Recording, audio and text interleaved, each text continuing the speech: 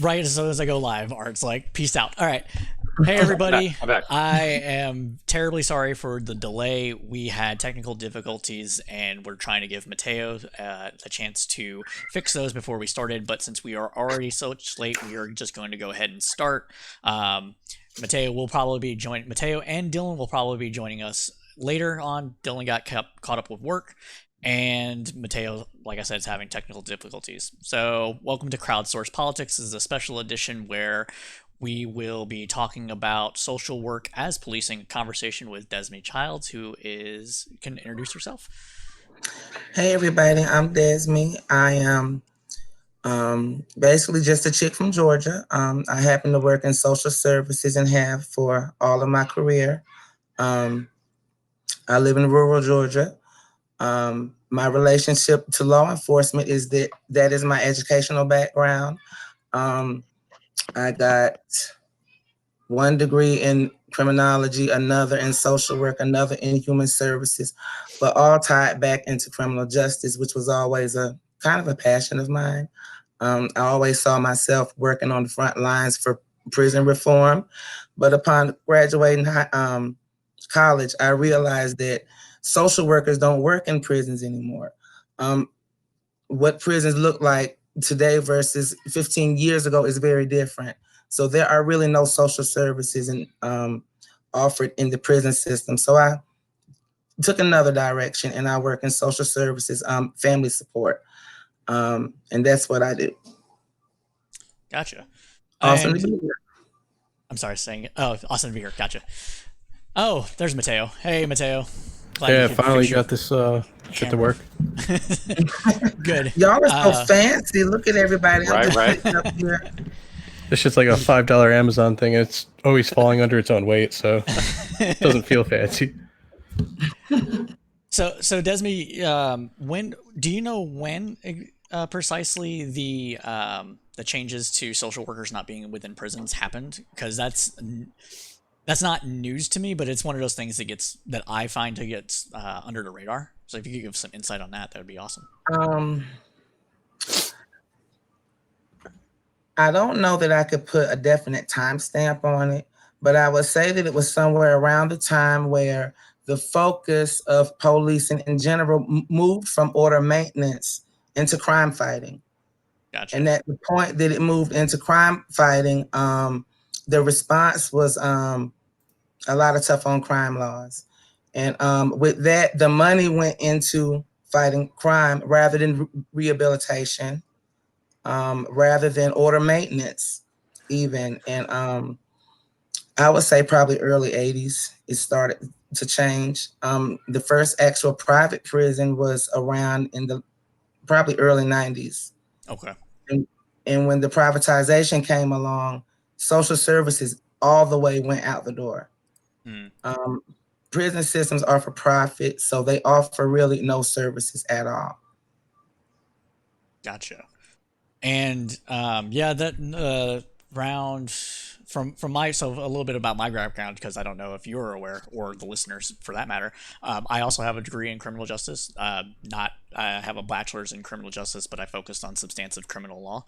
So I studied a little bit about everything, criminology and that sort of thing. I also have a degree in political science. So this has always been kind of in my wheelhouse as well.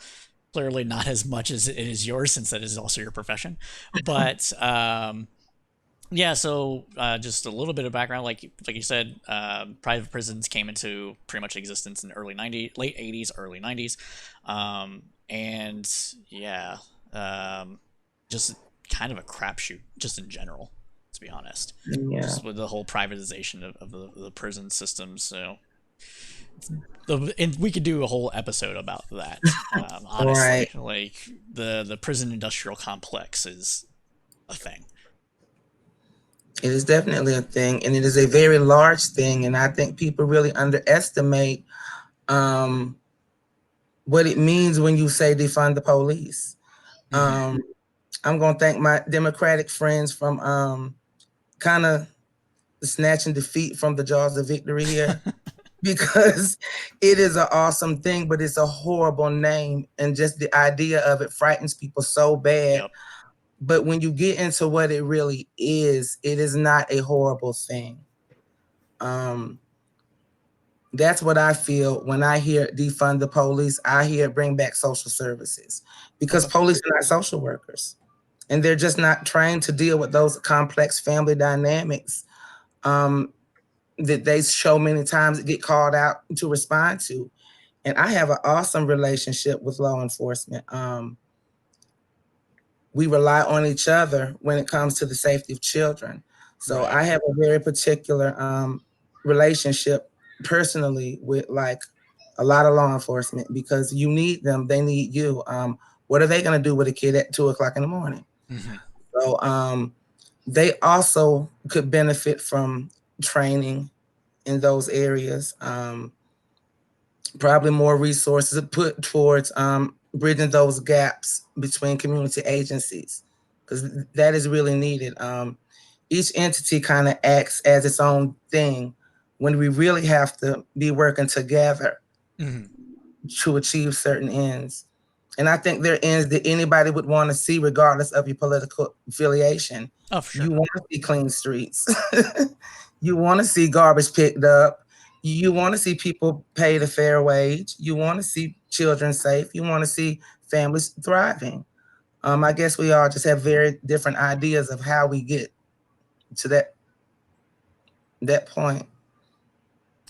No, like that's a very very good point on that. Like, every do you work with Child Protective Services? Is that what you work with? Is that who you work with?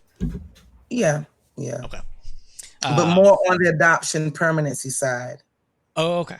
So you work with future parents that are looking to adopt either from foster care or from the adoption system as a whole, and kind of work Right, navigate that system. Okay. right. Okay. Cool.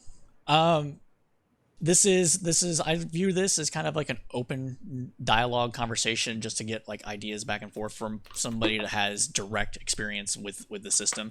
So Mateo or Art, either of you have any questions for Desmii, I'm sure that she'll be willing to answer it, and we can get started in discussing the ins and outs of this whole thing. What did I miss?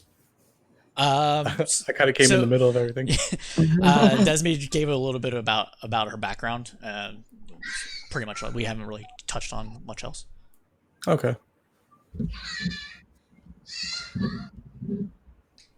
So Desmii, one of the questions I have for you is that you say you have a good working relationship with the police in your field of work.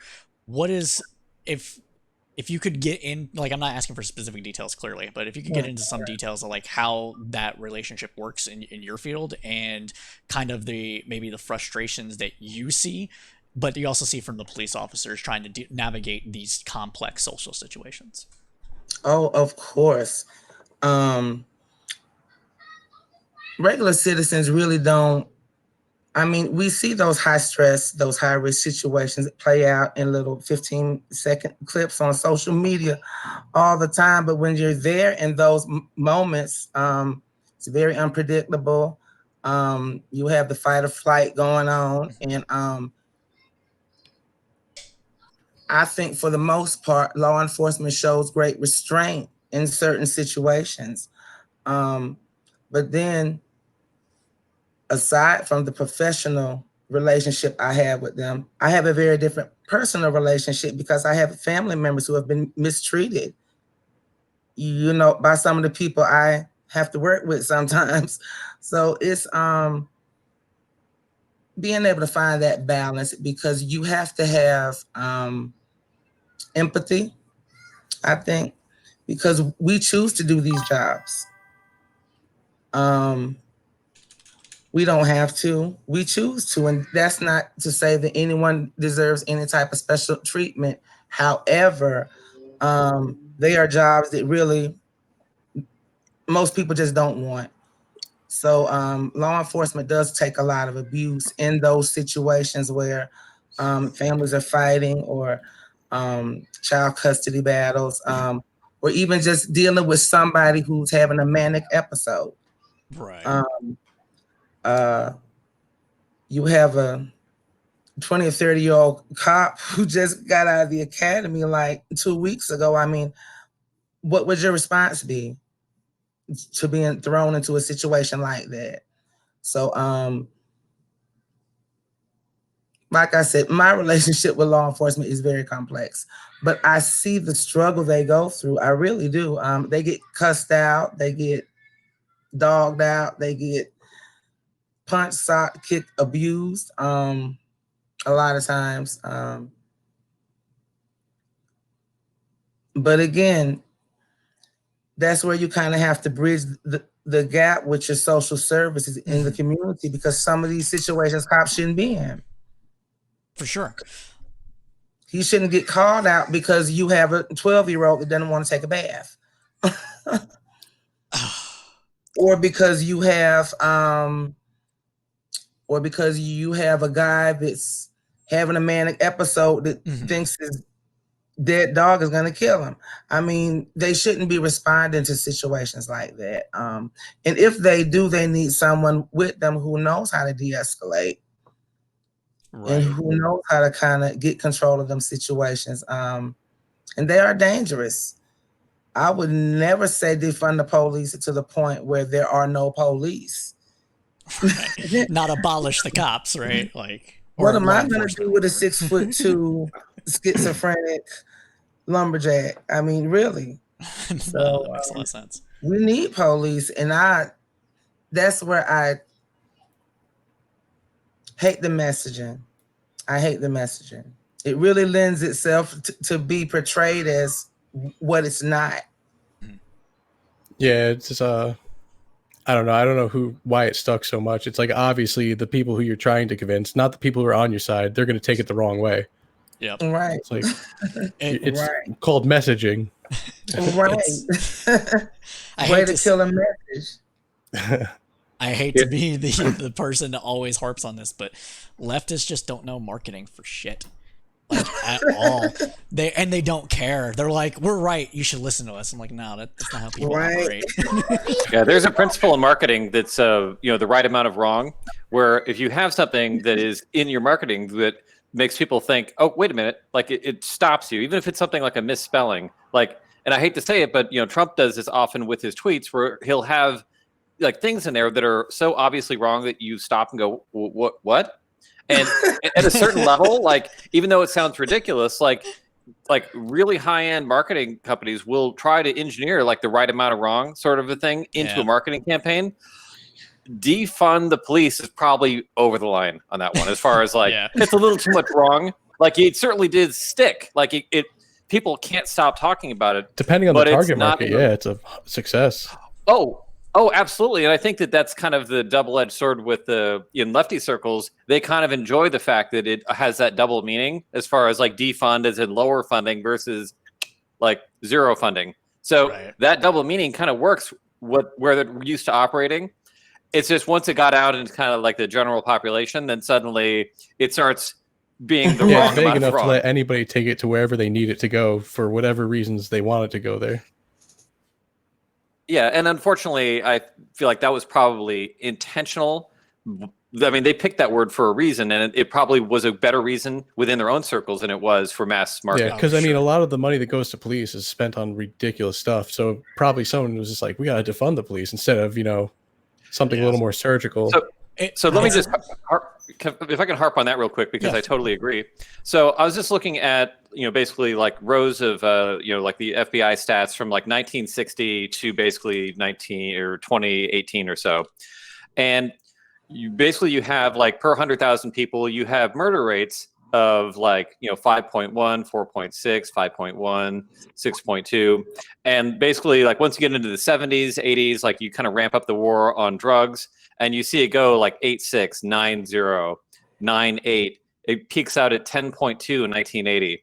And it's still in like the 9.8 in 1992. So you've got these huge rates that, you can just kind of see. And if you think about the policing kind of philosophy at the time, it really did get more and more militarized. It really, got to the point where we're throwing more money at it. You're looking at a more aggressive, like trying to stomp down on this, kind of self-inflicted drug war. And then once you get into the crime bill period, past the mid 90s, it starts going 7.4, 6.3, 5.5.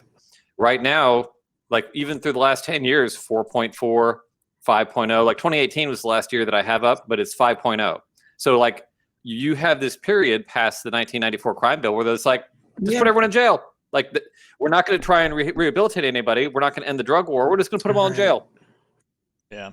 But you can watch this arc of just like from the 60s through 70s, 80s, and then once you hit 90s, then suddenly it drops back down. But that's if you look at the prison rates too, it does the opposite. Like the prison rates were like a couple 100,000 for like decades in the U.S. And then suddenly it just goes like, whoa, just like rockets up. And it was only in like the mid-Obama years Public where funding it starts to arc back down. Asylums, like I don't know what the proper word for them is, but like insane asylums, I think dropped along those lines too, where they're just like, instead of people who need treatment, they're like, all right, lock them up. It's like, there's just no money to put them where they need to be. So sorry, finish your point. I'm not trying to stop. No, I was going to say, for whatever reason, probably bad, probably just people like, oh, let's save some money here. We'll just, they didn't realize we're going to throw all these people in jail who are probably just going to get themselves beat up because they don't act they act a certain way. They need to be in a certain type of environment.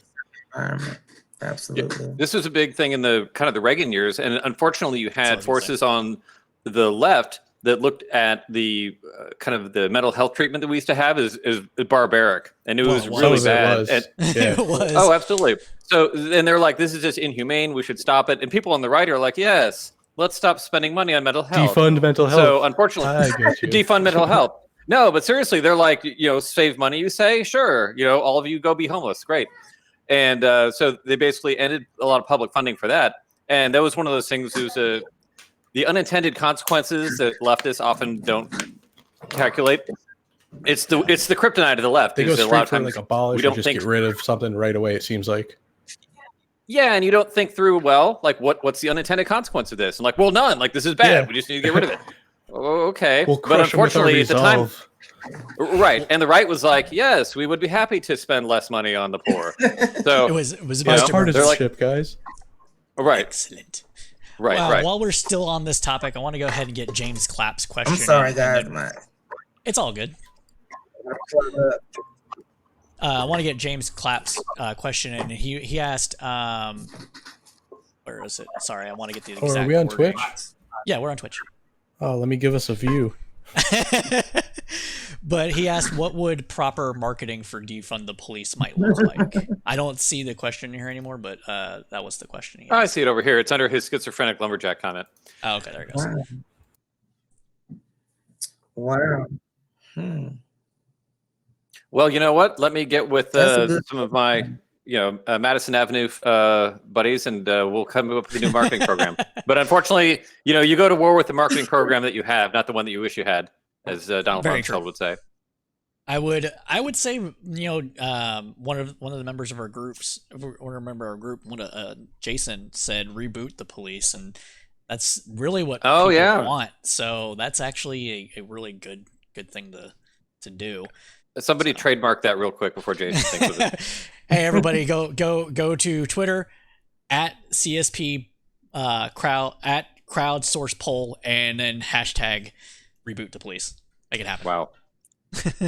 Anyways, so I think we should probably get into kind of some of the things of like what kind of services should the police not handle, and like at all from a kind of a social work standpoint, and what kind of situations might require some sort of either police officer or a specially trained police officer that has the I forgot what it's called, but where they carry a gun. They're an armed officer.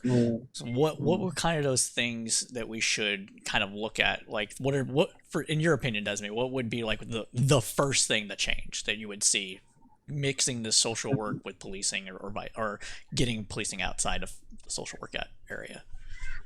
You would you couldn't do it without some kind of community policing. The police have to reflect the values and to some degree the culture of the neighborhood that they're policing. So take a bunch of one race, law enforcement officers and you send them out into these communities where they're not familiar with the customs, they're not familiar with the culture.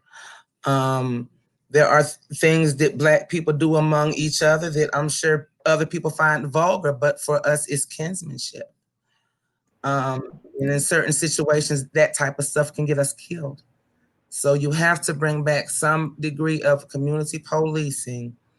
And in community policing, there's been lots of studies on this, but I think the first one I was familiar with was the broken windows theory of community policing.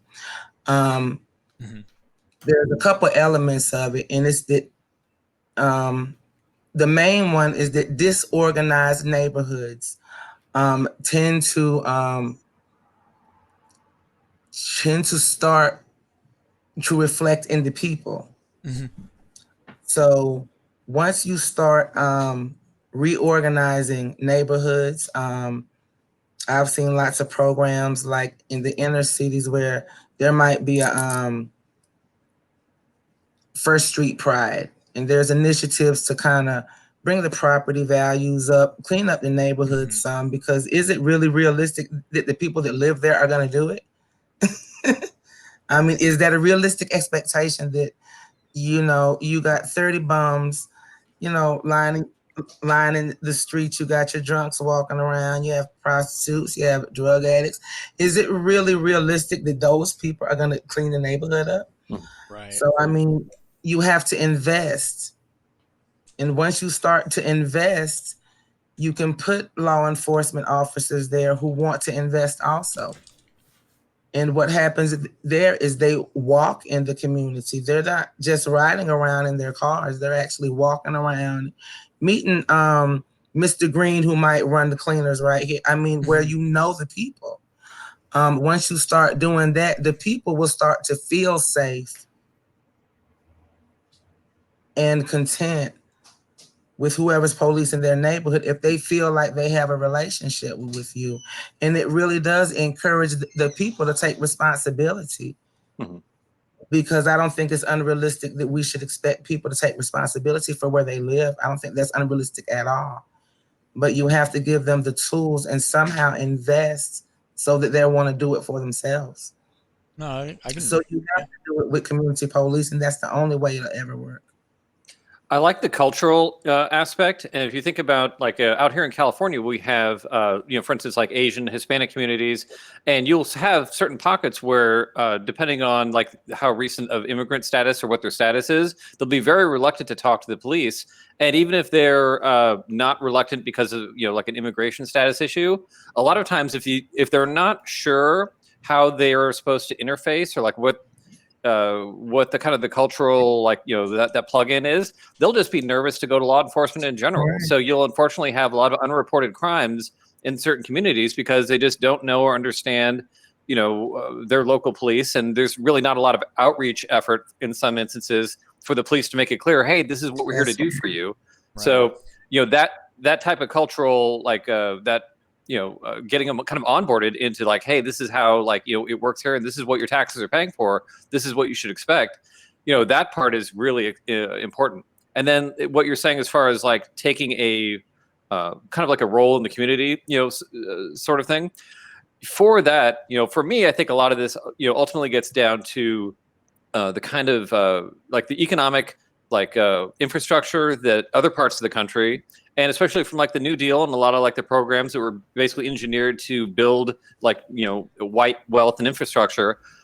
A lot of that stuff, once it's in place, it starts working on its own. Like when you have like property values and you're like, hey, if I take care of this, my neighbors take care of this, this really benefits me. You're not in a survival mindset anymore. Now you're in an investment mindset. And that's something that, you know, structurally we built for parts of America. We just didn't build for all of America. So that's why you see different communities react to this differently, and they'll react to policing differently, where you have more of like an occupation military policing versus like a, you know, hey, like, you know, there's some guy in my neighborhood who shouldn't be here. Like, you don't get those calls in like a poor neighborhood because you don't, you know what I'm saying? Like, it's just one of those things where like once you get to past a certain level, people start to view like ownership of it, and they look at it differently. And that may be like a messed up example, but you know what I'm saying? Like there's a certain threshold where once once your community has been built up and invested in, the people who are in it look at it differently. Absolutely. And they're not just trying to survive and make it. Absolutely. Yeah. That is absolutely right. We do. I believe that wholeheartedly. I think you articulated that very well. It all goes back to the point where the people in the neighborhoods they become to feel like they're held hostage by the gangs, each other, and the police. So, I mean, there has to be some degree of investment to try to start changing those things from the grassroots level. Right. And it's not going to happen with Officer Friendly out there shooting ball. Hey, dog. Yeah, a lot of police officers misinterpret what the whole smiling for the camera is supposed to be. Ridiculous. Yeah, I mean, community policing, and it really is a necessity, because what we lose and what we've lost over the years is community, the community part, where if you were cutting up down the street, your neighbor might spank your butt and send you home. Yeah. Or instead of taking you to jail, your officer might just break your joint, send you home, threaten to call your mom. Yeah. No, for sure. Out of Roblox. I'm sorry, ask Dee to help. How do you do it? I don't know. You're gonna have to ask Dee to help. Why do you know? So Can you to kind of like pick up on that, I think one of the issues that we have in general. Close the door, please. I'm sorry, guys. That's fine. It's all good. Everybody has family commitments. We understand. It's a COVID tradition these days anyway. Yeah, right? Like newscasters have their kids walk in. Yeah, Afra said, I love the kids. This is me every Zoom meeting. So yeah, everybody understands. We're good with it. But to like kind of like piggyback off of that, like I think part of and this has been explored in sociological circles for a long time, bullying alone is probably the most known work about how the dissolution of communities has happened over the last, what is it now? That was written in the 90s, right? So like 30 years at this point. And then I don't like to say this, but Charles Murray, or Douglas Murray, rather. Douglas Murray. Okay. I don't remember which Murray's name because I'm getting them both confused in my head right now. But the person that wrote The Bell Curve, aka fuck him. But he wrote a book called Coming Apart, and it looks at how the communities in rural America, especially among the white working class, Charles Murray, thanks, James Clapp, how the white working class has had their communities like falter over the last 30, 40 years or so from the hollowing out of the industrial base, and how that has impacted their communities, and how drugs, suicide, crime has gone up since that has happened.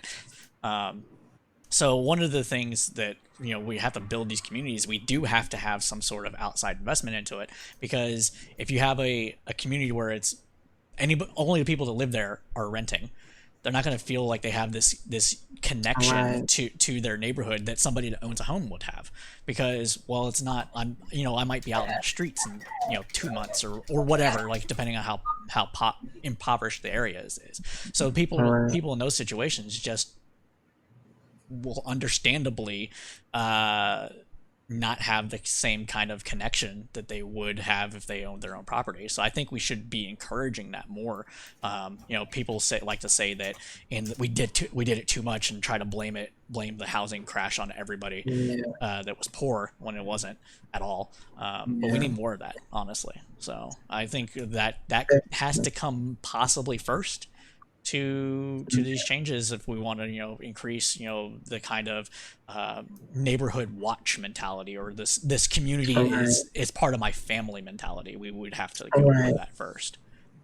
Right. And we have to be honest about the investment in some crime fighting because I mean there are people who come into these communities who don't even live there, and they suck them dry. Yep. suck them dry and go back across town to where they live at, where it's nice and it's clean and they take care of their lawn. And you know, so we have to be realistic about what it is we expect police to do. Yeah. Because if we're not just gonna lock everybody up, what are we gonna do? Are we gonna invest in diversion programs? I don't know, shit, training. I mean, I don't want to harp on work because work ain't for everybody. Let's just be honest, work ain't for everybody. But what's the saying? If you do something you love, you'll never work again. You have to reach the youth and tap into what it is they love, and teach them how to do more of it, so they can use it to support themselves. And just little investments, I think, like I said, at the very bottom, I mean, at the most basic, education, bringing back those social work elements that used to be there. Well, what would you bring back? Like, what would be the first? Like, you said community policing was like the number one thing, but you know, social work elements. Yeah.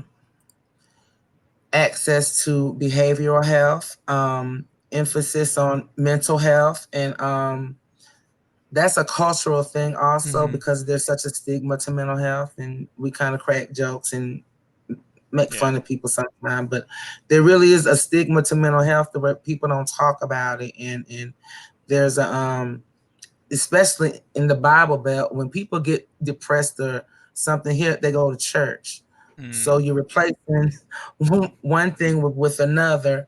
It's just only contributing to more mental health issues. And you have to invest in that. There's got to be some sector where rather than locking these people up or allowing them to be harmed,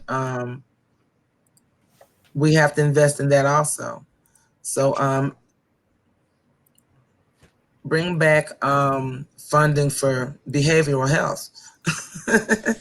If you're in a rural area like me, you have to travel 30 or 40 miles to get to your closest behavioral health. Oh well, yeah, that's a thing that I know a lot of people in the cities won't even think of, because you know they can go maybe 10 miles or so, you know, to get to there. And some of it, I think it's community hospitals. I think the community hospitals, I think they have a behavioral health specialist within them. Some areas, but not in all. Yeah, you have therapists there, you have your medical staff, you have your contracted psychiatrists, and people need that. And I think because there's not more access to it, people are replacing it with something else that's only contributing to more dysfunction in society. For sure. Substance abuse treatment, the way we treat that in the criminal justice system also just contributes to more of the same also. Oh, within the prison systems, I have a family member who is a drug addict and has been in and out of prison for a while. And every time he got into prison, he would clean up, come back sober. Something happened where he couldn't deal with it, right back in doing drugs, breaking into homes or breaking into places in order to get stuff to steal to fuel his drug habit. And the underlying issue was never solved, and that's a huge problem.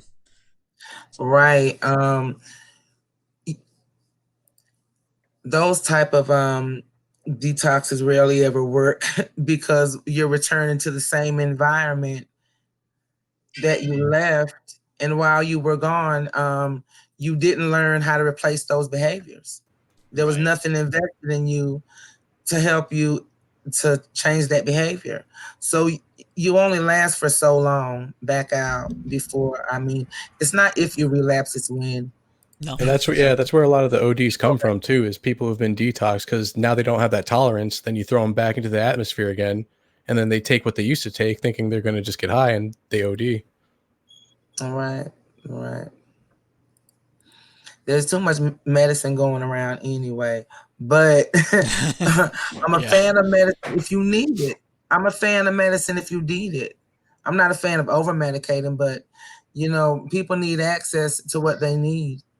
Yeah, not every person that's experiencing depression needs medication to deal with it. There are people that do, but not every person does. And a lot of people, if they have the means, they'll just like give me a pill to make me feel better. So, All right. Yeah, and a lot of that's, No. I mean, human condition. I mean, we've been Yeah. drinking alcohol or taking, drugs of some kind forever. And that's just one of those things where you have a human condition where we experience a lot of pain normally. So we need ways to manage the pain, and we always have, and we always will. So we've very, very recently decided to, well, I should say very recently, we had temporarily with alcohol this idea that we should ban it. But we've had this weird moralistic kick that it's the fact that we experience pain and want to deal with it is some kind of moral failing, and that it should be treated as a criminal issue, not a medical issue. So I think a lot of our criminal issues stem from this idea that we need to punish people for wanting to alleviate their pain somehow. And rather than give them medical care, we want to throw them in jail and tell them they're bad. Right. yeah. So I think that we inflict a lot of this on ourselves. So there's that. I have a general question for everybody. We know that a lot of police officers, as Desmii said, don't live in the communities in which they police. That's partly a function of the way neighborhoods are made up because of redlining and segregation and everything like that. It's also part of an issue where people don't want to become police officers, and not necessarily anybody wants to be a police officer within the community, especially with communities that have had a historic or ongoing issue with the police. Would there be some sort of middle ground that we could think of in order to kind of get the police officers that we have to get to know a community before necessarily entering into police? Or is this one of those situations where no, they have to live in that community in order to actually get to that point that we want? I think there's a really good solution for this. Mateo, you're gonna have to repeat yourself. You're breaking up really bad. Oh shit! Yeah, everyone's connection seems interrupted on my screen. Can you hear me now? We can hear you, but you're frozen. So I think it's your internet. Oh fuck. I don't know. Everything seems back to me. Art's actually still connection interrupted on my side. God damn it. Sir, this is a family channel. We gotta go back. Yeah. Sorry, kids. It's all right. You're coming in clearly. It'll clear up. It's probably just your internet's got a bottleneck right now.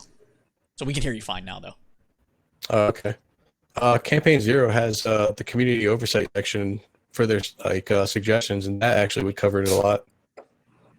Basically, I wouldn't call it adversarial, but it's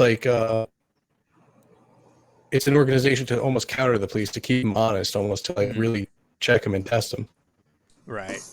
So, do you think that would help on the day-to-day interactions that police officers have with the community, or do you think that's going to be more of a reactive thing? Well, it would actually maybe be able to get the people that we're talking about who don't want to go into policing because the history in the community. Oh, the community in a way, and it would help them keep the cops honest. Because if they're not going to try to become police, we can't force them to be police. There's probably no policy. It's going to make them say, okay. Okay. That makes sense. I don't know. There comes a point where the people themselves have to kind of take responsibility. Like where I grew up, nobody dealt or did drugs in the park because the older ones would come along and they would get on to them about having, alcohol, broken bottles and stuff like that. They just didn't have that. But when the drugs came along, the early mid 80s, I mean, those people who were keeping the community together were now the drug addicts, and you lost a lot of that. Fathers and mothers out of the homes, kind of like it is now with the opiate crisis. It is on the same level as the crack in the 1980s. Oh yeah. So there has to be something to address the effects of the residual drug war Okay. On the policing side as well as on the community side, because people need treatment. But not only do people need treatment, you have to invest in programs that might divert you away from prison and maybe into drug court. I know some people who've been through drug court and they've been largely successful. Okay. I think drug courts are something that more communities need to invest in. Mental health courts also, because those could take people out of the criminal justice system and onto a road to where they can live and they can manage their mental health issues, or they can manage their substance abuse, their sobriety, in ways outside of just going to prison. Yeah, for sure. Well, and that's a lot of what it gets down to, is that, you know, when you have other alternatives and other options, then it changes the kind of policing that you need. Like me personally, yeah, I could make a ton of money selling drugs. I'd probably be pretty good at it. But I also don't want to go to jail for a long time. So like in the grand scheme of things, like I have other opportunities. So when I look at like the, you know, risk reward, you know, if you have other opportunities and you could do other things and still make money and do okay, you're not going to take crazy risks because it doesn't pencil out. Even if the reward's higher, like nobody's going to risk it. Whereas if you're in a community where you don't really have a lot of options and your paths up are limited, then that's the point where you start looking at it and saying, well, there's a lot of reward there, there's a lot of risk, but my alternatives are nothing. Like I really don't have much in the way of anything. That's the kind of structural problem where when you put people in that situation and you don't change it, you let that simmer for decades, you're going to create that kind of effects where you're going to say, look at it and say, oh, we need to send in militarized police because look, you've got these drug gangs running around doing all this stuff. Well, yeah, because that's the system that you built, is where you've got, especially young guys who are, you know, you get out of high school, you're very motivated, you know, you've got a lot of chemicals in you where you kind of want to, you know, you want to start a family, you want to conquer the world, you want to go adventure, like you are ready to go. And if you don't have a useful place to funnel that energy, you're going to turn to crime, because that's, you know, we're just kind of biologically wired to want to make something happen. Right. Yeah. And then, I mean, what is crime? I mean, crime is what is crime was prohibited by law, or is crime determined by what the values of the society are? We all know that it's illegal to go and steal a loaf of bread to feed your family, but it's immoral to go home and not have a loaf of bread to feed your family. Right. And this brings up a point that Rotten Pizza said in the chat. She said, stop prosecuting and arresting people for minor crimes, treating people like individuals. If people weren't afraid of severe penalties for minor offenses, their reactions to the police would be different. And then she said, you need to treat the issue long before a person goes to court or ends up on drugs. It's investing in the youth, proper food and housing, quality education, community support, jobs, etc. Yeah. I mean, just to kind of get back to what I said, like, there's a reason why, like, I personally don't like steal a loaf of bread, because I don't need to steal a loaf of bread. And if I did steal a loaf of bread, if I needed to feed my daughter, I'd steal a loaf of bread. Like, you know, For sure. And this is why you even have, like, you know, like under Islam, like it's not considered a sin to steal bread to feed your family. Right. And they really, you know, they kind of go out of their way to make sure that, you know, that's not an issue. So I think that the idea of like it's kind of like, what is a sin versus what is a crime? Like, is it something that offends society, or is it something that offends the culture or the legal system? Like, you do need to kind of bring that, you know, into like some kind of alignment, or else you're going to have crimes that society doesn't think are crimes, like marijuana, for instance, where your average American citizen doesn't think it should be illegal. Like, you have a weird legal pocket where it's defended because there's, you know, either status quo or there's kind of money to be made by keeping it illegal, so to speak. So there's things like that. But when you get down to it, again, to me and my loaf of bread, I don't need to steal bread, so I don't. So as far as like prosecuting minor crimes, I mean, yeah, we could say you shouldn't prosecute people for stealing bread, but let's just back up and say, why are they stealing bread in the first place? Why are we in this? Why did we build this system where we're the richest society in the world, but you have people that need to steal to eat? Like Oh, for sure. that's a structural problem where we create situations where then we have to send in like people with guns to solve it, and we don't need to do that. We could fix these problems before it ever gets to the problem stage, and that's where every time we have these discussions, this is where I get stuck. I'm like, yeah, I mean, community policing is cool and all, but like, why are we even doing this? Like, if people had money, they wouldn't do these little crimes. They do big crimes, like cool crimes, like white embezzlement, white collar crimes, yeah, like insider trading. That stuff's cool, but like stealing bread, like that's not cool. Like nobody wants to be prosecuting or cracking down on that. I mean, I don't know. Honestly, we should work up to cracking- higher levels of crime. Yeah, we should be prosecuting people that steal like embezzlement or blinking people out of money on Wall Street or whatever way more harshly than what we do. So that's a $3 billion worth of fraud should get you like 30,000 years in prison, but instead it gets you like maybe 30 months, like maybe if that in country club prison too. Like that's yeah. So that, I mean, I totally agree on one end, but I just think that we create the wrong system, and then it produces these results that we kind of created, and we're like, well, gosh, like maybe we should have tanks. The police should have like helicopters. Like, I feel like we try to treat the symptom when it's like, well, we could save money by just treating the original problem. Absolutely. There just came a push to where I think social services just became unimportant. But I don't know that they were unimportant maybe before integration. And I hate the word integration because when have black and white people never lived together?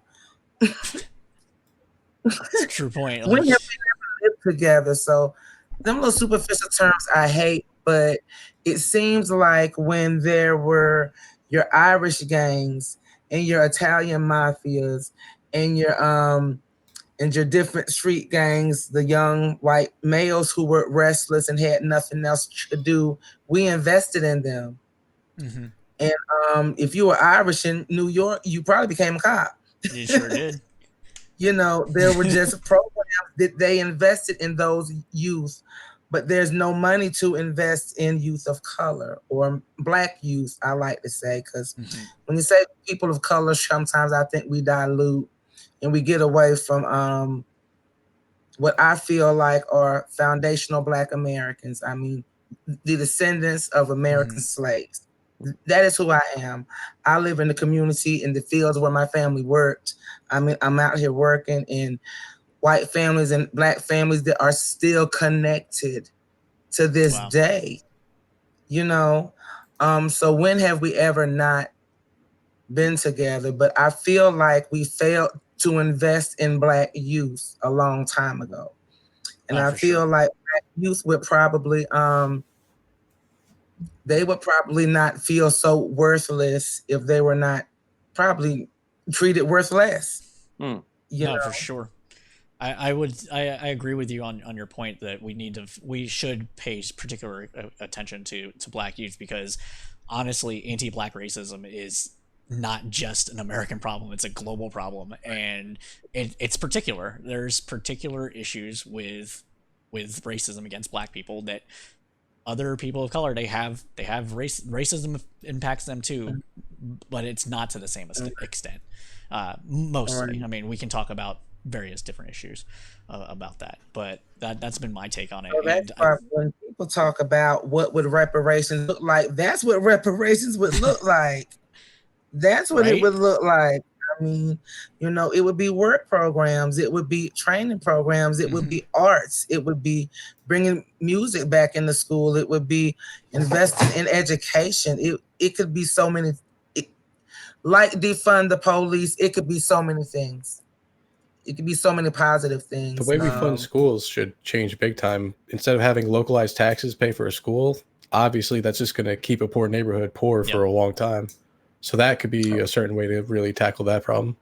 And when those things were attempted to be done, the people with money ended up going to their own private schools. This is why I don't necessarily like the whole private Fuck school it, they still thing. got to pay taxes. Let them go to private school. They Well, for even now. before For it gets now. to that, I mean, you'll even have people who are from wealthy neighborhoods, Republican or Democrat, who will dig in their heels and be like, "Well, I don't know if we want to go quite that far," Yeah. and they'll dig in against that. So, I mean, that's just one of those issues where, unfortunately, it's been a structural problem for a very long time where people want to solve the problem, but then when you actually get down to the solutions, suddenly they kind of dig in their heels like, whoa, I didn't know you meant like taking away from our stuff. Yeah. Nah, And we're like, well, yeah, I mean, it's got to come from somewhere. sure. Absolutely. Do you think So, but that- people, you know, Oh, sorry. Oh, Go ahead. go ahead. Art. No. Finish your point. oh, I was just going to say, you know, people love, you know, talking about these kinds of fixes until, you know, these solutions come down. And it's one of those things where a lot of times the talk can be kind of cheap. And then when you get to so let's do this to fix it, then they're like, well, we didn't mean that solution. Like maybe something else that's not that, because I really enjoy this advantage that I have for us and for our kids. Mhm. And why don't we look at maybe Let's go have a cop play basketball with your kids instead. Right, yeah. We'll do like a cute video where a cop pulls over motorists and like, look, free ice cream. Yeah. You know, Oh my like God, Kids are that was crying so because they're bad. scared. It's like, here's some ice cream, kids. Stop Right. calling it the So, master bedroom. Let's take Aunt Jemima off the syrup. That's what Right. we're gonna do. right, I think they did. They I did. think they did, right? That lady Yeah. made a TikTok and they were like, "Oh, sorry guys, she's coming off." I'm not sure though. I haven't followed that, so No, it's being okay. removed. Uncle Yeah, Ben and- too probably has to go. And, No, that's and while I don't hate any of that stuff, but when you apply enough pressure to the system, you see that it starts to go into the bargaining phase of like, Yeah. like you're actually coming for money this time. How about Confederate statue? Aunt Jemima? They start like throwing stuff out there to be like, Yeah. will that work? Will That's that work? great. Oh, okay. No. No, you need a little bit more. So, but that's when you know that you're really starting to get close, where they're Yep. starting to run low on like placation, tactics, and they're. I never now we're liked that kind of getting to flag the end anyway, where you we're know? like, what Screw else it, is in the bag? guys. Mississippi. That stupid Alabama flag. Get rid of it. Or Mississippi, you're right. Yeah. But so, I mean, there's still some of that stuff out there, and it does hurt. I mean, and just to kind of go the other direction on that, there are people that really care about that. And like the fact that you're taking away like a statue of Robert E. Lee, like there's a certain segment of the population that is really, really, really unhappy about that. And the fact that they're unhappy is a beautiful thing. So And we it is really glorious. should, kind of enjoy Yeah, that. of all the things to get worked up It's a about, I glorious mean, thing. it's sad. It's in a funny way though. Well, welcome to Nowhere, Georgia, where all you have is your Papa's at 22 And and the stories he told you about that time. yeah. There is no poverty like rural poverty. Oh yeah, There is just no poverty like rural poverty. So yes, those people are going to hold on to those things because I doubt they'll ever go away. I live maybe 6 to 8 miles from the actual site where Jefferson Davis was actually caught, and it's a state park. Oh wow! Is it Jefferson Can you Davis scroll State it Park? right now? Yeah, Jefferson Davis Memorial Highway out there. Yeah. You know, every 10 or so miles, there's some type of mile marker commemorating something, and that stuff is not going to go away. And I mean, does it really mean anything? If it did, I mean, I'm not going to lie. I would appreciate not having to travel to work on it. Yeah. I would appreciate not having to see that. Or if I'm going to see that, maybe I see a statue commemorating some of the suffering. Right. Some of Some the context. some of the contribution. Not were necessarily freed slaves. suffering, but maybe just contribution. Have a balance of it because it is a part of history, and it's a fascinating part of history because white and black people didn't hate each other as much as we like to believe they did. I mean, we lived together. We were in and out of each other's houses, and like I said, families that have been connected for hundreds of years in these little areas. So. It's like Booker T. Washington versus W.B. Du Bois. It was always like, like people always treat him like it's like a monolith, and it wasn't like that. It wasn't like it was warring races almost all the time. You obviously had a lot of people who didn't like each other, but The olden days isn't, like Desmii said, isn't really what we always pictured it as. It's true. Right, right. It was kinda- bad. I don't want to water it down at all, but Yeah, Of for sure. course not. It was horrible. It was horrible. I mean, it's horrible now when it's 100 degrees outside and I'm about to die God. going from my air conditioned living room to my car. And then I ride past the cotton field and think, wow, people actually walked around out there for like 8 to 12 hours. Yeah. My lands, you know, that's toil, Yeah. you know, and that's the investment. That's the investment on just about damn near everything we enjoy today. So I mean, we have to.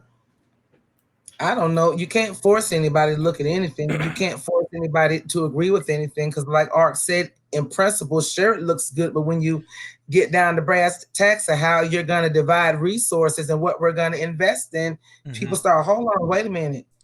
Yeah. Right.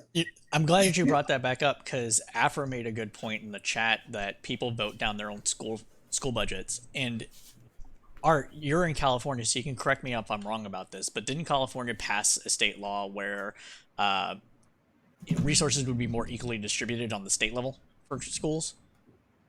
As far as that, I'm not entirely sure. We have a really interesting reputation as far as being like a deep blue state, and in a sense, we are a very deep blue state on social issues. But when you get down to like pocketbook issues, especially when you get down to like housing, education, zoning, there's a real deep like yes, but F you, I got mine. So like that's like the California motto as far as like when you get down to spending money. Now, if you're talking about restricting like environmental concerns or other things where it's kind of like you can make it somebody else's problem, then yes, we're very, very blue.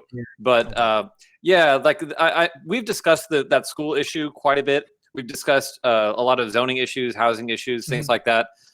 We've got an incredible housing issue out here as far as homelessness, and we've got a huge amount of property and land we could be developing on. So there's a lot of there's a lot of competing forces out here as far as why we don't have solutions that we could have, and a lot of it is just that California is very Democrat, but it's not as liberal as you would think. It's bougie kind of a liberal. It's not the kind of like conservative that you guys have. Our conservatives are just like people who are actually pretty leftist overall, just like their social views, but they don't want to share. Like they just, when you get down to it, like, but it's my stuff. Bootstraps, dude. Yeah. The reason, right. Yeah, it's like my great grandfather worked really hard for this, and I inherited it all. So I worked really hard, I guess, by not dying before I inherited it. So I don't know. Right. So I don't know. Leave me alone. The reason I brought it up is because I might be wrong about it, but I'm fairly certain that California did, but they didn't make it to where PTAs could not raise their own funds to improve their schools anyways. So while the resources were being equally distributed, you still ended up going down this rabbit hole of where the people would be able to do it to themselves to like improve school grounds or get new gym equipment or whatever, as long as they raise the money themselves. And so you ended up getting this still kind of class division thing, even though on paper it's everybody's equal. So yeah, we'll just take it from the football team budget. No, never. And then as far as like zero tolerance for policing and decriminalizing things, I want to bring up the fact that Austin recently made it not illegal to camp in public. So we've largely decriminalized the homeless issue. At the same time, you see a lot more homeless camps, and that brings with it its own issues. So they made it to where it's no longer illegal to do public camping, but they didn't go through and invest resources in to actually solve the issue. It's being done to an extent. They're trying to convert an old hotel, fairly large old hotel, into a comprehensive service thing. But right now that doesn't exist because the money's just got allocated and it needs to be improved upon and that sort of thing. But I think more of those things, especially with the social working aspect of it, could go a long ways to reducing crime in general. Do we have anything else in that realm that we want to discuss as far as kind of like how social works themselves, social work in general, could help also reduce crime from a practical standpoint? Well, I think again we get down to it sounds good, but what does it look like? Is it gonna be like a Cagney and Lacey, but with a cop and a social worker, or a cop and a CPS worker? I mean, what would it look like? I don't know. Maybe putting more emphasis on the non-emergency 911, and maybe have more training for that person who may have been a social worker, but before they went into policing. Like me, I would have been a police officer, but I had a baby, and at that time I was not in a position to finish the training and go through with it. But there are those of us who walk that divide, and maybe there should be more emphasis on non-emergency 911, or maybe not sending a militarized tank out every time somebody calls the police because there's a strange person walking around your neighborhood. Maybe those are things that can be handled with police, but not with that intimidating presence that comes along with it. Art, you wanted to ask a question or say something? Oh, yeah. So when I was working in up at Fort Lewis, we all got EMT certification. So that involves some ride along with paramedics. So with that, one of the things that I found is that if there is some kind of like a call, if there's just like a somebody has some kind of respiratory distress or something, and that call 911, you just go out and help. If there's a potential crime, like some kind of injury, then you're like, oh, okay, well, police, then medical. So, as far as like the people working together, and just kind of a quick story on that, we went into one where there was a stabbing at a school. It wasn't between anyone that went there, but it was like some kind of drug deal. But there was a police, like a car on the corner, and as we rolled in, the paramedics thought, oh, okay, like they already got this. But apparently they actually weren't there for that. Like it was a kind of a different thing. So we just kind of rolled past. And we pulled in, and there was a guy on the ground who's bleeding, and another guy who's there. And apparently, those are the guys who'd like just stabbed each other. They're having a conversation, so they both get up and just like split. Like one guy, he's bleeding, he runs. The other guy's heading the other direction. The paramedic who I'm with, without missing a beat, just completely like walks over and goes, "Excuse me, sir, you seem to have dropped your crack pipe." So we don't know what that was about, but the guy literally ran off bleeding and like did not stop. Like so. Wow. The long and short of it is that there's there's kind of a big gray area when you're like either with police, medical, whatever state service that you're providing, where it could be fine, it could be bad, and you don't necessarily know. And while that does argue for having cops, it also does argue for not having cops. Like if you think about a situation where you could have, and you'd see this with people who would have like, let's say, issues where they might be in like having a seizure, they can't respond to like commands, they might make a police officer think that they're uncooperative, but that's not the case. It's a medical issue. If you have people who are trained to be with officers who know how to use force, they're different skill sets, and sometimes police don't know what they've walked into, where somebody with the right training could handle that differently, and it would have a much better outcome. Sometimes family members call on other family members because you don't have the ability to control them. You might have like a large adult son living with you who has some developmental issue, and you need help. Like they're having a medical episode, and if the cops could come in and kill them, like that's happened, here quite a bit. So I love the idea of pairing up police officers with like a social worker or somebody who's trained medically and with the right background to understand. Okay, wait, this isn't a crime. This just is a messed up situation which I can help with. Right. So that's my feeling on that. Do you, and Mateo, feel free to jump in. Desmii, it's you as well. do you feel like that's something that it should just be every police officer's partner is a certified social worker, or do you think No, it's but I think you should have teams. I think that, for certain calls, for certain types of situations, there's sometimes where, like, if there's like a bank robbery, you don't need to send a social worker. Like, course. but there are, I know it sounds silly, but like, if you think about like how you would pair these guys up, I think that you would want to look at, what is the percentage of crimes we're dealing with on any given day, and structure your force accordingly and say, okay, for pure crime where there's just bad stuff going down and you just need a cop to go in and just, drop the hammer. Okay. You want people who can do that. But for a lot of the other calls, it's just random stuff where you don't necessarily need, two people with, sticks to go in and just like Reno whack people. Like, you 911 don't sometimes. need that all the time. Yeah. Not even joking. It really is. Yeah. So No, true. but yeah, I mean, people call the cops over all kinds of stupid stuff. They're sometimes not real honest with the dispatch as far as what they're calling about, and then the police roll in there, and it's a sort of the same, but it's also very different. So I like the idea of, for stuff that's not an active, just a force on force crime where you just need the state to come in and just stop what's going on. For that stuff, yes, you should have cops partnered with social workers, and I think that you would get much better results. Right, definitely.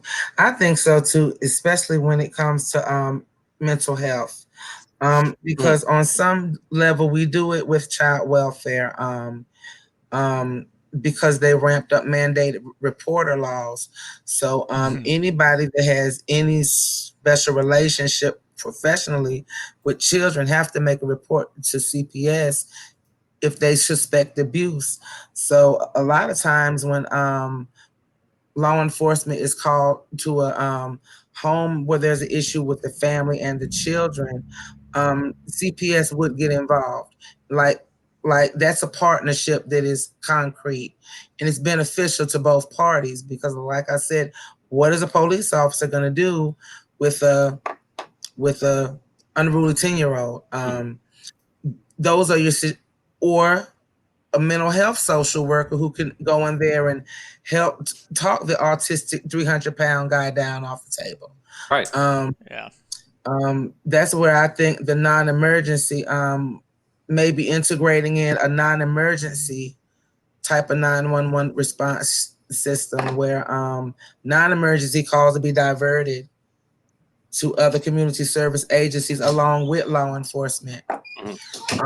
Then, like Art was saying, the more escalated attacks, car wrecks, I mean, you dispatch those things much differently. Yeah, okay. Sure.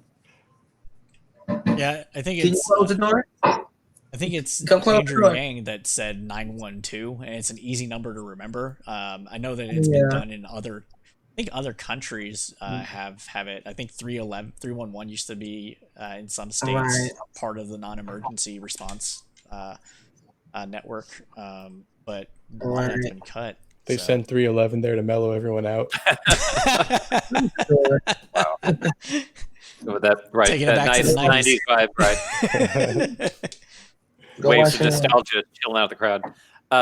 Yeah, no, I think that you have a society that has kind of convinced itself culturally that crime is some kind of moral failing that needs to be just hammered. Like, if something goes wrong, you call the cops.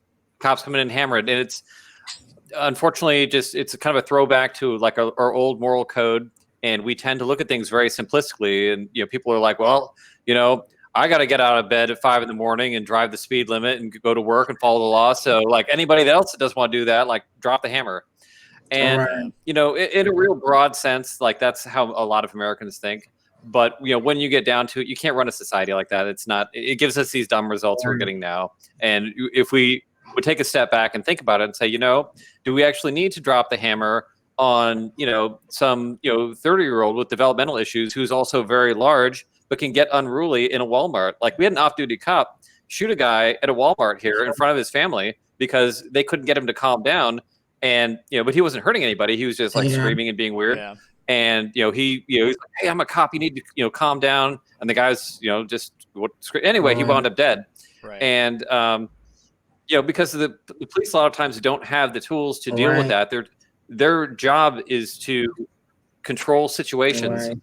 And if the situation remains out of control, their toolkit is limited to force. Like they really don't have that de-escalation training, even within like the use of force levels, to say nothing of like the social work level where like, for instance, if you have to go deal with some issue with like an angry abusive parent and a child, you probably want a social worker for the child and a cop for the angry abusive parent.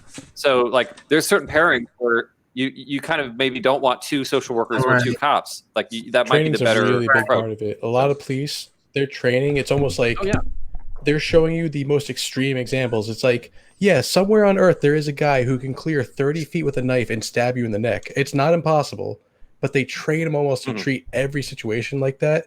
It's almost like when you see the gun people try to like contradict some sort of gun control law, you know, by mag limitations. They're like, but look at this trick shooter. It's like, yeah, okay, those people do exist, but they're not that broad. And that's what it comes down to with the police training. You're like scaring them into thinking that like, this is it. This is where I die. It's like basically like, I feel like they open every training video up with, you deserve to go home to your family. And then it shows like dead bodies, you know, it's like ridiculous. I mean, you talk about that as like it's a joke. It's really it's not that's the problem. I mean, and don't get me wrong, they are required to put themselves into situations that are more likely going to rise to certain, like, sure, it's not exactly like they're not going to be thrown into these unpredictable situations, but at the same time, they shouldn't be sitting there. They shouldn't have it drilled into the back of their head that like, this is the guy. He's going to get me if he has like a knife in his hand and he's 30 yards away.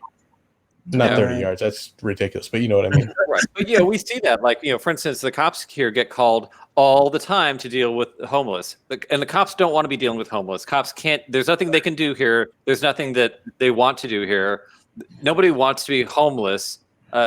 It's just one of those things where you have this unfortunate structure set up where you have society who's just like, well, they shouldn't be homeless. Send the police. And the police get there, they're like, well, according to the law, we actually can't do anything. And these guys are like poor and they're not bothering anybody. They're just I talked like, to him. He's actually pretty cool.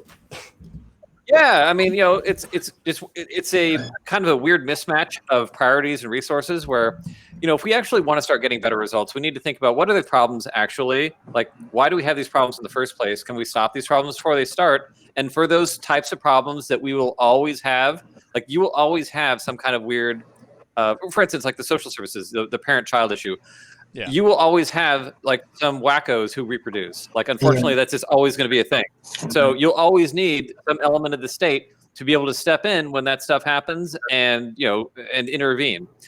There's some things we just will never be able to get around, but we can plan for it and mitigate it. And that's all. We rather than treat everything like a target that we're going to bomb from 30,000 feet, we should think about, you know, different strategies to, you know, fix different problems. Absolutely. And I think that's where we bring back that order maintenance function of police, because I think too many times that they get caught up in the crime fighting. Like Mateo was said, the training videos, they pump these guys up for these simulated situations. I mean, that almost never happens like that.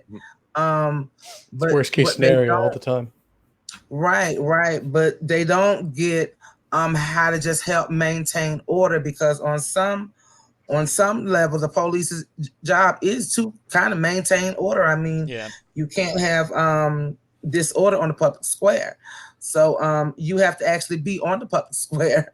You can't be worried about a potential bank robbery across town. And so many times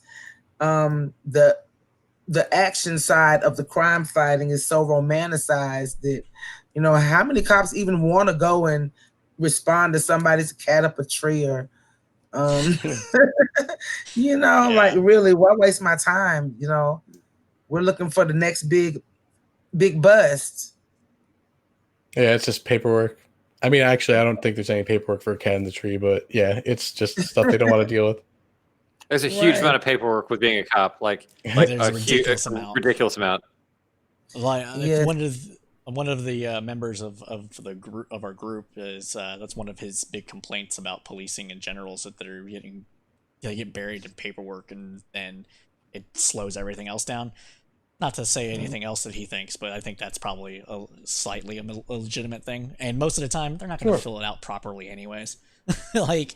They better if they want they need to. But police report. I mean, really, reading police reports are like, just what the hell happened here? Yeah. I mean, really, it's not like we're sending cops to get 4-year degrees. In fact, that's discouraged. Yeah. They don't want that cop with the 4 or 6-year degree. They just don't want him around. I mean, who the hell's gonna trust him? Yeah, He'll he's never gonna pass. leave for. Well, they're afraid that they're going to leave, and that's another thing. Whereas if you treat policing, it's like any profession. You know, if you make it competitive to get in and high paying, you'll get a different class of people, and you might get people that might be more inclined to question orders, sort of a thing. But you know, you just get different types of people. Whereas if it's low paying, it's difficult, and the requirements are lower, then yeah, you're going to get people who are it'll be just a different type of environment. And the same thing between like your cardiologist or the cashier at McDonald's. Nothing against cashier at McDonald's. I love me my chicken nuggets. I'm just saying, I want higher training on my cardiologist when Right.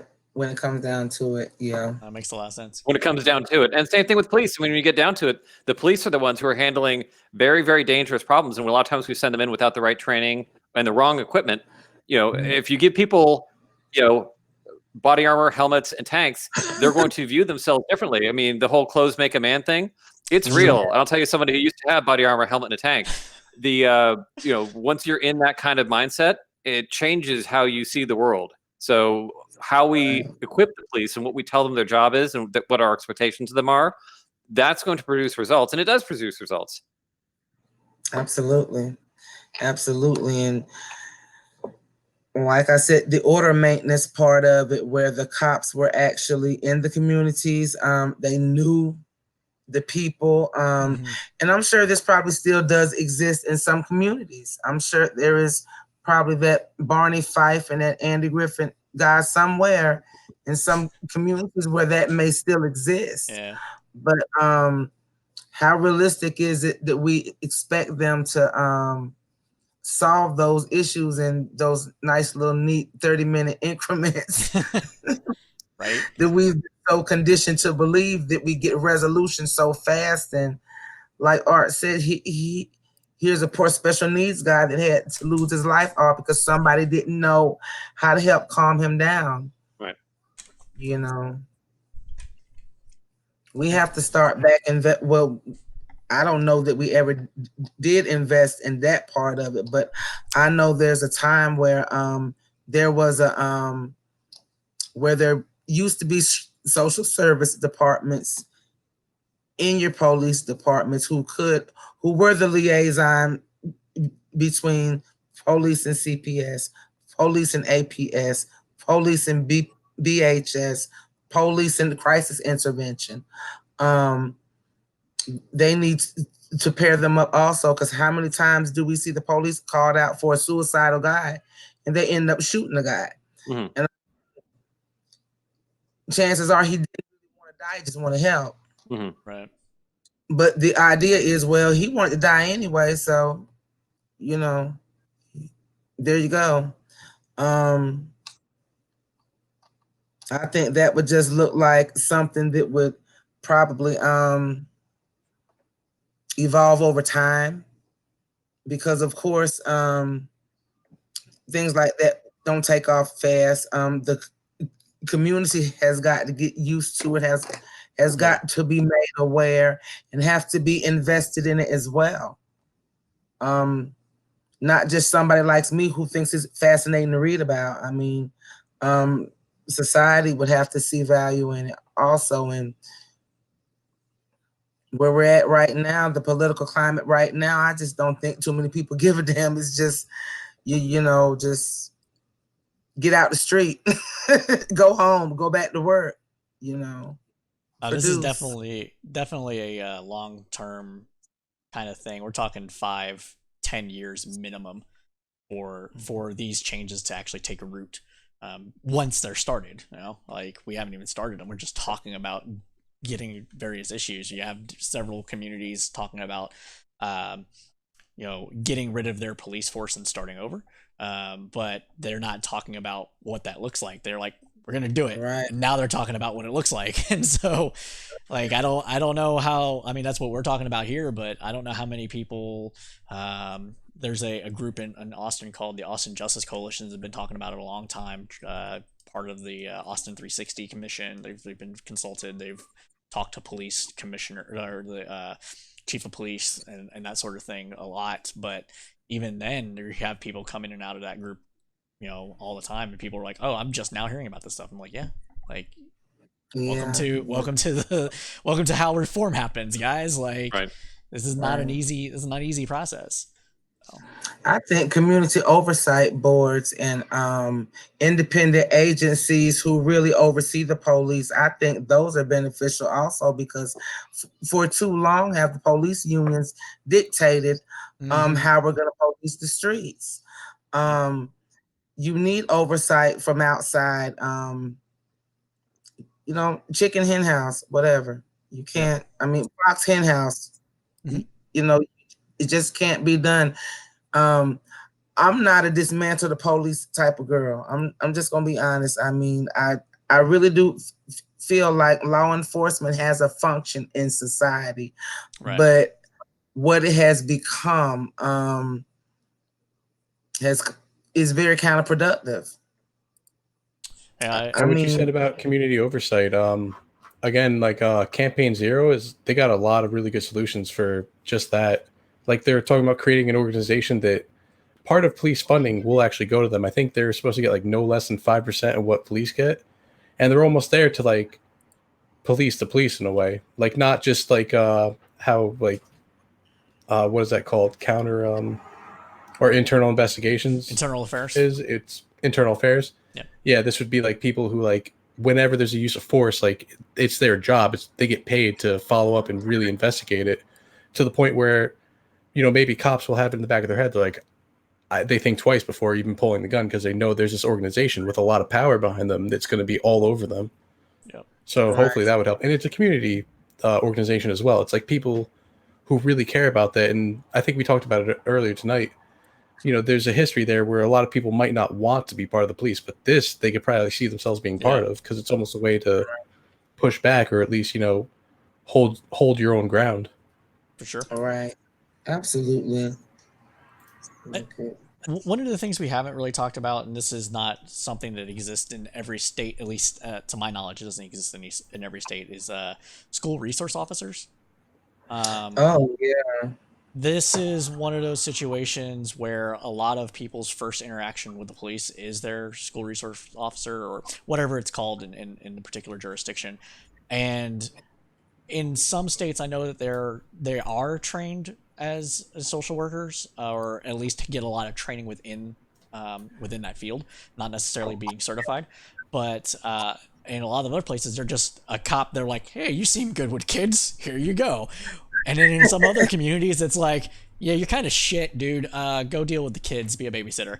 And so I think we should look at that a bit more than maybe people have been giving credence to. I don't know exactly what that would look like because I know that schools have guidance counselors that are that specialize in counseling, but are generally trained social workers.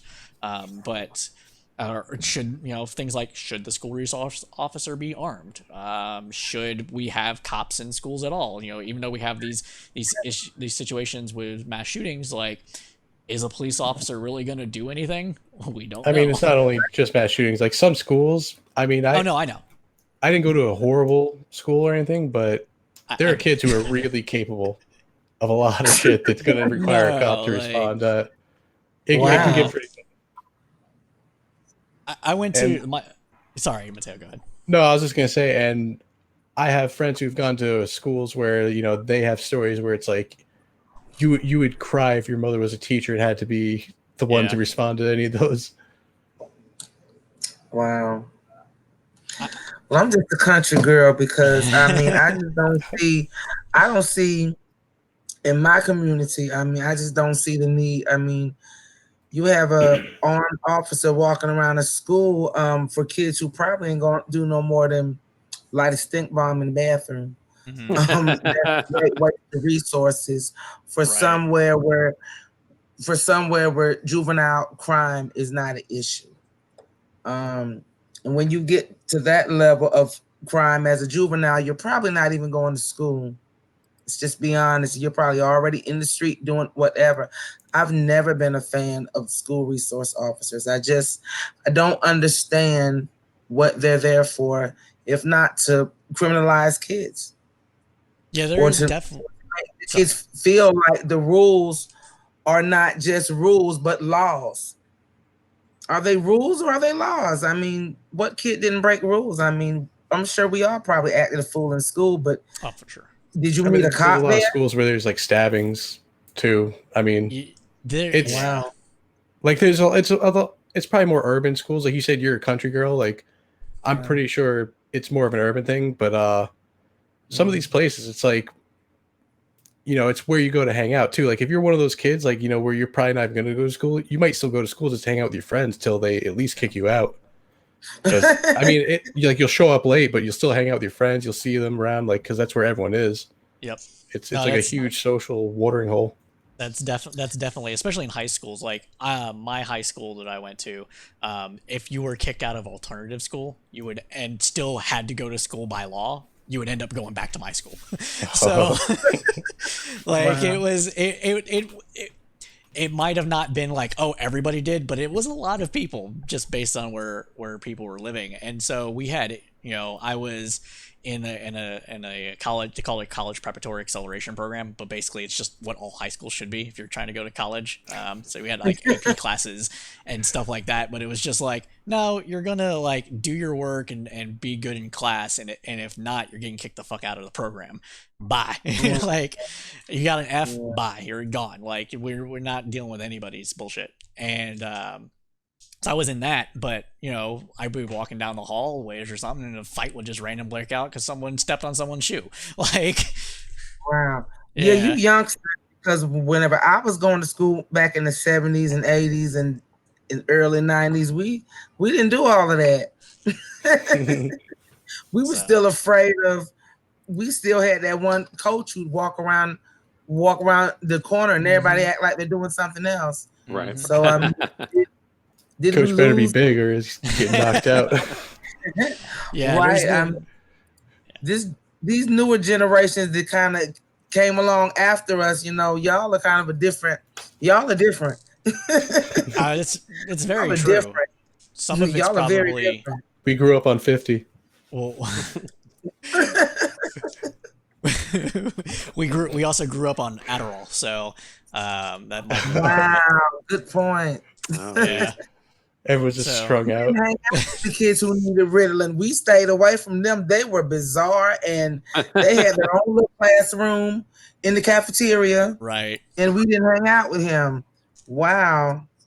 I just had a light bulb moment right then. I'm gonna have to write that down. Yeah, I won't say like I was as a teenager, I volunteered at a camp that I went to, Jameson Camp.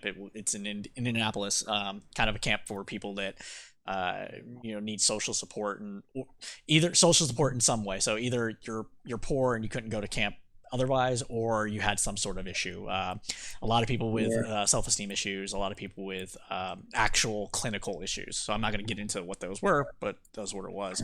And I was a counselor for the youngest kids. They called it counselor in training program. And basically what it was is that if you were responsible, you would be an adult would be in charge of you, but you would be the person in charge of the kids, kind of thing. So if you took them to like archery practice or camping in the little bit of woods that was there or whatever, and you would give them their schedule and stuff like that. And a lot of that stuff, it was just like you saw it in like, you saw it with the kids born in like 1990 to like 1995, where it was like this huge flip from the people that were born before. And it's just like, okay. Maybe they were overprescribed Ritalin. But then again, you go look at their files and then you're like, no, they weren't. Like, we didn't look at their files, but I'm saying like if you were to go look at their files, because we had to be informed because we're in charge of them, if there's any particular issue, then now this kid actually needs that. So right. There was like oppositional defiance disorder. That's another podcast, because I can go on and on about the over medication of children, but at the same time, if I I'm for medication if you need it. Mm-hmm. I'm not for medication just so a kid will sit down in class and shut up and won't say anything all day, not disrupt. And how much does that contribute to the social landscape? How much does that contribute to future dependency? Yep. No, for sure. So, but to kind of bring it back around to the school resource officer, I think, in some jurisdictions it might be necessary, but I am still very hesitant, like as you are, to like criminalize kids' behavior. A lot of schools do that. So there's and part of that I would assume comes from the changes in how teachers can discipline. And the kind of things that surround that legally, parents being pissed off of, hey, how dare you tell my kid, like, or smack my child. Like, I am not for corporal punishment. I know that people are, and sometimes people think it works or whatever. But parents are like, you know what side I am on. I'm not even gonna go there. Beat your kids. Kids, no, we do not hit children. Sorry. You hit children, you might have to see me. Yeah. I'm joking, obviously. But because it's not illegal to spank your kids, but when are we gonna stop telling ourselves that there's a difference between a spanking and a beating? Yep. When are we gonna stop telling ourselves that? Because to a 5-year-old, there's no difference. Yeah, people that they don't want to take time out of their day or something, they realize how fast they could deal with a problem, and they don't realize what it does to a kid. Like, they'll be like, "Well, look at me, I turned out fine, and I got hit." It's like, did you? You're not. You're hitting kids now. Are you sure you turned out all right? You are very not okay. Right. But I'm sure that's part of it, though. And so I'm not one to say no school resource officer in any circumstance, but I'm very hesitant to have them called in for minor discipline issues. We keep bringing this up because it's a very poignant, but people with either autism or some other behavioral issue. I don't want to say issue. Thing. I'll just say thing. Behavioral thing. They're gonna react differently to like different situations, and in schools where the police officers or school resource officers not trained for it, they'll do things that are just like unconscionable. There was an 8-year-old that got handcuffed because they were acting out in class, and the handcuffs were too big, so they put it on the like up here on their arms behind their back, and the kid's 8 years old with autism and was just having an autistic episode. Like it's just why would you do that? Well, they weren't trained to do anything else, so that person clearly shouldn't be a SRO. Right. And I mean, there are ways to restrain therapeutically that are effective in the moment, but how many cops are gonna sit there and employ those tactics or even feel comfortable enough to learn them? Right. Some of the first women police were put in charge of juvenile delinquents. So there's always this idea that as a man, the dealing with the children is somebody that's the woman's, that's her place. So a lot of DJJ officers I deal with are women. The males just don't get the type of respect from the children, not all of them, that the women get, and it's just because I think guys are just wired up differently. Not that you can't have empathy for a kid that's having a meltdown, but the way you would approach the situation, given the circumstances, would probably be different than how I would approach it. Even on the most basic level, when my 6-year-old has a temper tantrum, my response versus my husband's, I'm the one that's saying, well, if you just, if you don't feed the behavior, she'll stop. Where he's like, come on, you gotta stop. And I think that's how cops kind of deal with situations like that versus a social worker. Yeah, no, I think that's a very good point.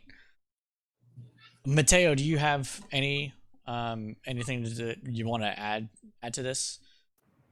No, this is actually all pretty good. I like what we covered. I don't want to leave while Art is AFK. Oh no, I think Art had to go. Oh, He was did trying he to have get to your go? attention. Yeah. He's Sorry, back. I'm Oh back. wow, he's back. Hey. Sorry, just quick pit stop. I'm back. Oh, okay. Yeah, I can't alt tab and bring up the chats in Whereby, or else it'll display to everybody. So that's why That could be fun. I didn't see your comment. While you were gone, we were just talking about school resource officers and how they're not trained to deal with certain things and that sort of nature. So, do you have any insights that you want to share or any opinions on that before we move on? No, just that I noticed that a lot of times you get women that tend to get put into those roles as far as Desmond was handling. just I'm saying just that. kidding. I was listening. Oh, okay. I'm still here. I lit a cigarette. I don't like to smoke on cam, but I am still here. I Okay, can't that smoke a is very fair. cigarette. So I am kind of at a loss for what to continue to talk about. We've been on for about an hour and 30 minutes or so. I think there's a lot that we can cover. So feel free to take the floor if you have a question you want to go mull over. And people that are still watching us, please feel free to drop any questions you have for any of us in the chat, and we will try to answer it. I have a question I want to ask. And I think this is probably going to be relative to everybody's individual life experiences. But what do you all view the function of the police should be in a democratic society? Because it's so complex. Because I mean, we're free. So where do the police fit in that? Just generally. Enforcement. Yeah, I would agree with Mateo that it's enforcement, because even as Art said earlier, you're gonna have people that are shit and they're gonna they're gonna do immoral things that are also illegal. Yeah. And so those things need to be addressed in some method. One of the highest ways to ensure people are less prone to commit crime outside of everything that we're talking about is the potential of being caught. And so if you have a police function, a law enforcement function that's job is to catch people that have committed crime or are around to see it as it's happening, that's going to deter crime because people are going to be afraid of being caught. Even the most, we'll say, uneducated criminal is still not going to, break the law in front of a cop unless they get off on it or whatever. So, Right. I would say that that's probably it. I would say that I also think that we expect the police to do too much currently, and that's why we were having this conversation. And so I don't think necessarily the police should be dealing with the cat in the tree, like we said, or a person that's having a mental episode, or I would even say some domestic, not violence. What's the proper word for it? Like a noise complaint. Noise complaints, but I'm thinking more interpersonal relationship disputes. Right. Arguments or something like that. I just don't recall the proper term for it. So do they need to be out in those situations? No. And at the same time, we need to educate people to stop calling the damn cops. You don't need to call the cops on every little thing. Oh, some guy looking sketchy. I haven't seen him before. So what? Wendy's gave me the wrong order. I saw that one time. Yeah, right? It's ridiculous. People need to not call the cops on all these situations. I know ever since 9/11 we've always hounded on see something, say something, see something, say something. No. I don't think this is that. Stop being a busybody. Right.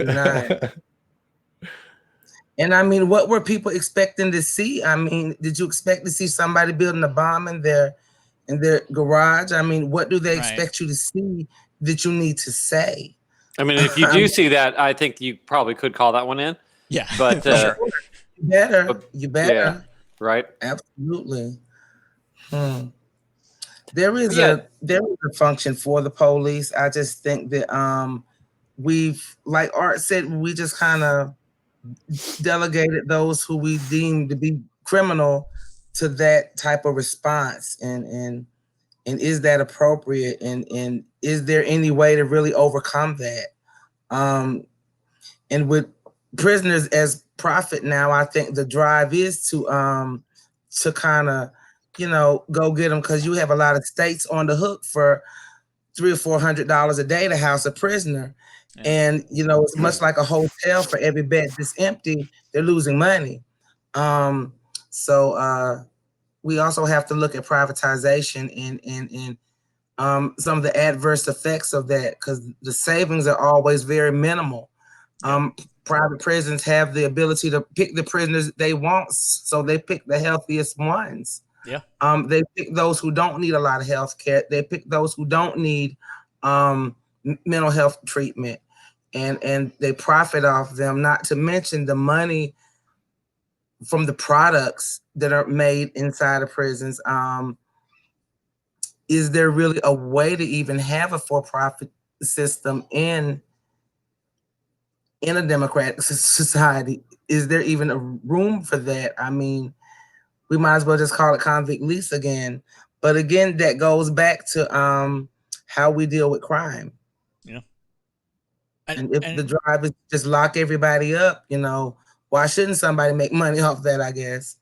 Well, that was like that, what was it, the Kids for Cash scandal, where you had that judge that was sent like thousands of, you know, basically like, you know, young, you know, either young adults or kids, you know, to like a for-profit prison. He was getting kickbacks. Like, right. You know, like the system, you know, you get perverse incentives like that. You know, you're inherently going to have a corrupt system.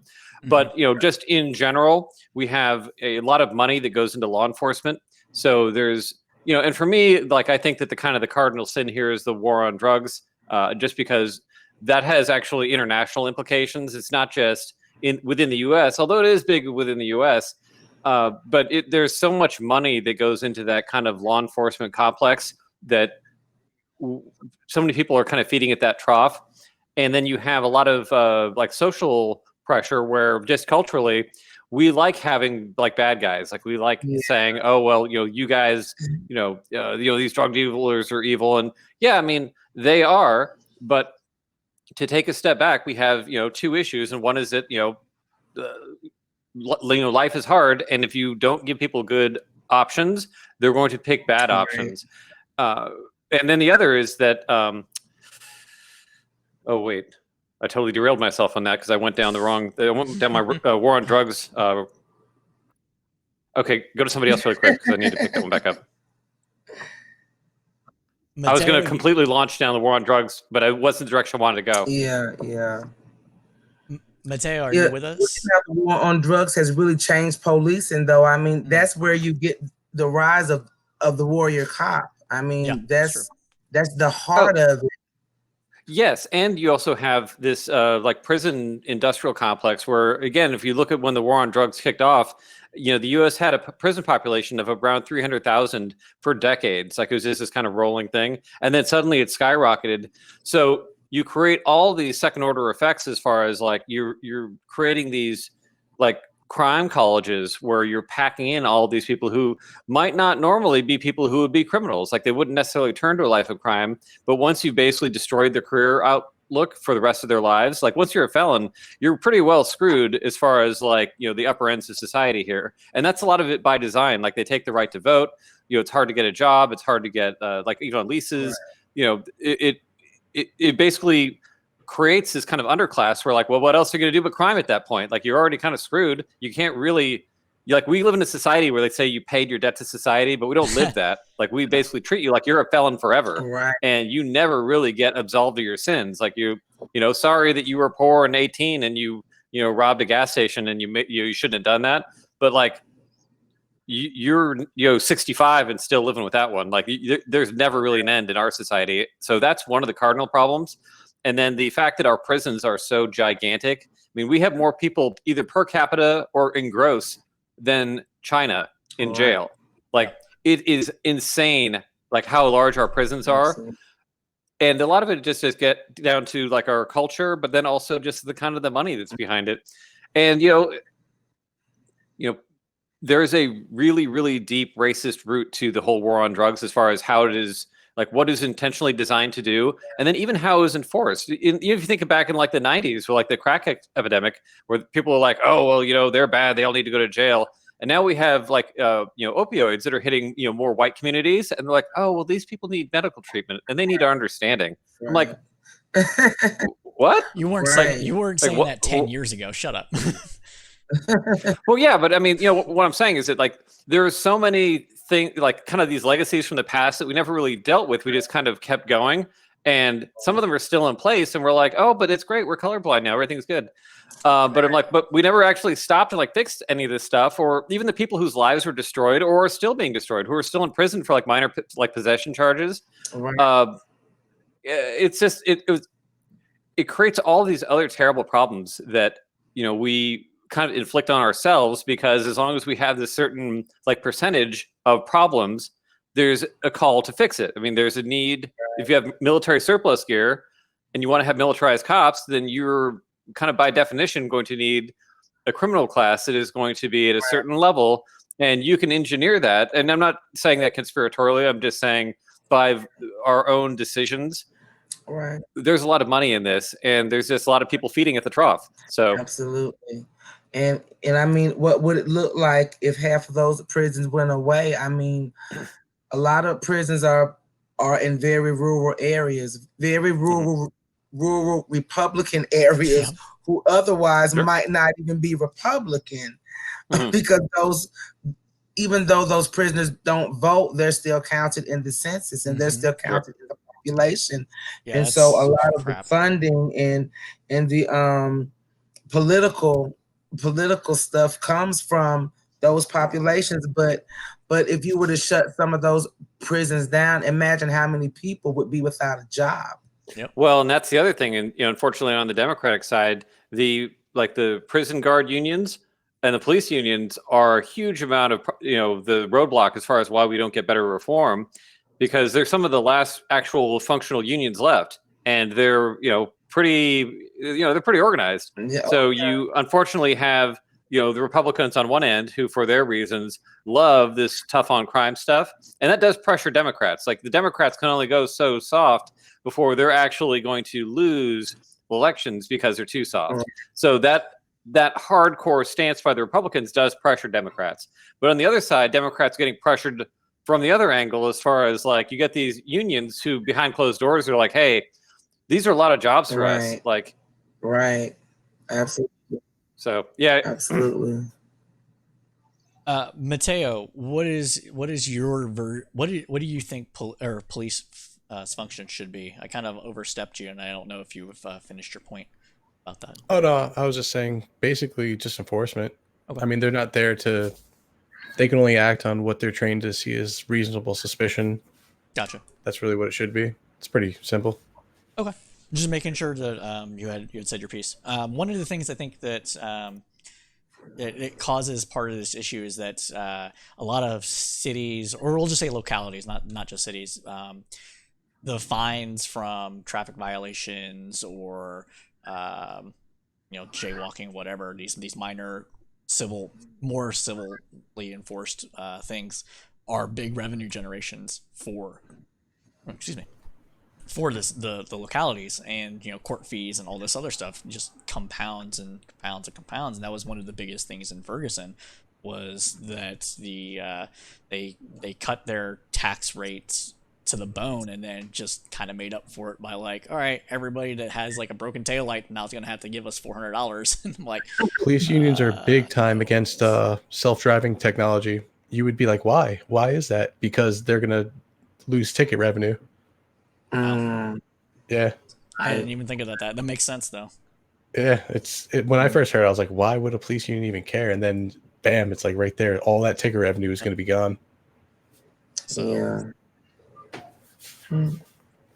well, I think that we've covered. Does anybody here would like to make a final point before we wrap it up? We've been streaming for about an hour and 45 minutes or so, and I think we've covered a lot of good ground, and this has been a great conversation. But I don't want to cut anybody off too much. Awesome. I think we pretty much covered everything. Power to the people. Y'all know where I stand. Even if I don't say it as much as I used to, power to the people. I'm always going to be that left-leaning, but very much left critical to the degree that I just hush because my opinions are unpopular and I don't want to lose friends. So, so I don't go too hard, but I'm just going to keep lurking and trolling and making it do what it do. But great talk, guys. Thank you for coming by. Yeah, awesome. And listen, never make me the only girl. Never. ever. We'll need to mix it up more. We'll work on that. We Don't do assume we my do need to gender. mix it up. That's fair too. I'm not gonna be the next Doja Cat. I gotta keep my black card. Don't worry, you're safe with us. We won't post your videos. Cool. Well, Whatever sad. happened with Doja Cat? She I have no idea. did they accept her apology? I have no idea even what you guys are talking about. I Okay. don't know, but I think that bothered me because for anybody who followed Doja Cat for any considerable time, she's never been silent about the fact that she doesn't really identify with Black culture because she wasn't raised in it. So I think now to take things that her opinions and her life experience and kind of use it against her to cancel her right when she was about to blow up, I think that's kind of tragic. No. I think it's kind of tragic, but yeah, not gonna be that chick. Well, I'm out of the loop, but I will. We'll ensure that that's not going to happen. Thank Desmii, I greatly appreciate you giving us a good portion of your time to talk to us about social justice social work and actually we were talking about social justice, so social justice, social work, and policing. If there's ever a time that you would like to join us on the cast again or for one of these special little sit down, please feel free to let us know. Sure, definitely will, and I'll be better prepared next time. You're great. It's all good. Everybody, so with that, I'm going to head and say that we are going to be signing off. Please be sure to like, follow, and subscribe, and share us with your friends. And as always, keep your head up through the political storm. Peace.